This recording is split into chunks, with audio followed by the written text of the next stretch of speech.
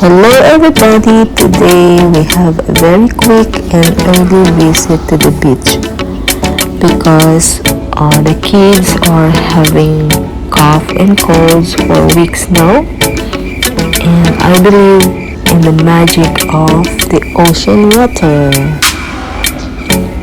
It is very therapeutic. Look at that, it's very early, still fogging, and it's still we are still at the tail of the winter time, so it's a little bit cold, but it's manageable. It's really relaxing.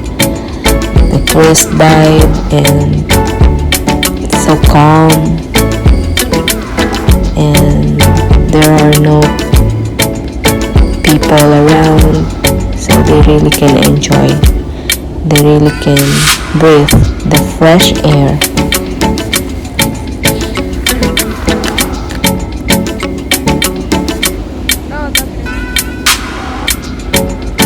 It is very therapeutic when toes in the sand, sound of the waves, chirping birds, and breathing in the fresh sea air. It really helps the lungs.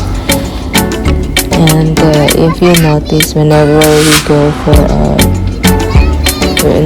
are going to the doctors, they are giving us saline water.